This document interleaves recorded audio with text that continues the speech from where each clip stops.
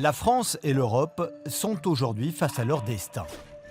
La guerre commerciale lancée par les États-Unis, la surpuissance productive et largement subventionnée de la Chine, ou les guerres de haute intensité qui se multiplient et font exploser le coût de l'énergie, des matières premières et des produits, constituent de profondes menaces. Ces menaces rendent indispensable et urgente la réindustrialisation de notre pays. Peut-être vous demandez-vous pourquoi Force ouvrière vous parle de géopolitique et d'industrie. Parce que sans industrie, il n'y a ni service public solide, ni protection sociale pérenne. Parce que les emplois industriels génèrent des cotisations sociales et des recettes fiscales indispensables au financement de notre modèle social, de notre sécu, mais aussi des collectivités territoriales et des services publics. Parce que la réindustrialisation est une condition de notre souveraineté économique et du maintien du tissu social dans nos territoires. Depuis la crise du Covid et la guerre en Ukraine, les gouvernements ont entonné le discours de la réindustrialisation pour sortir de la dépendance qui nous étrangle. Mais au-delà des mots, cette volonté ne se traduit pas dans les faits. Au contraire, sous la pression de la concurrence, l'industrie française continue de s'enfoncer dans la crise. En 2025, le nombre de fermetures nettes d'usines a atteint son niveau le plus élevé depuis 2013. Un véritable mouvement de réindustrialisation réclamerait une remise en cause de la mondialisation néolibérale fondée sur la concurrence exacerbée des marchandises, des capitaux et des travailleurs à l'échelle internationale.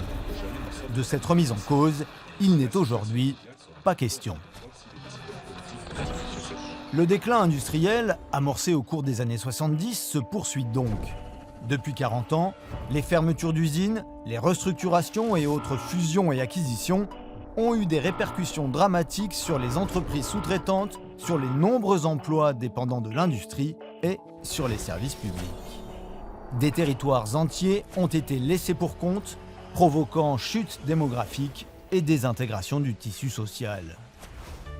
Il faut aujourd'hui radicalement inverser la vapeur.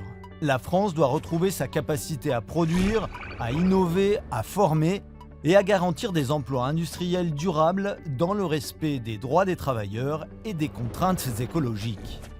FO appelle à la création d'un plan national d'investissement industriel ciblé sur les filières stratégiques d'avenir comme la chimie durable, l'énergie, la mobilité et le numérique. Ce plan doit permettre des créations d'emplois pérennes et qualifiées. Pour FO, les aides publiques aux entreprises doivent devenir un véritable levier au service de cette nouvelle politique industrielle. Elles doivent être strictement conditionnées à des contreparties sociales et environnementales, à un suivi transparent et à des mécanismes de sanctions en cas de non-respect. Pour FO, la réindustrialisation nécessite un soutien massif à la recherche, à l'innovation et à la formation. Ce plan national relève de la volonté politique et de choix à faire urgemment. C'est ce que FO défend pour la pérennité de notre modèle social et de notre pacte républicain.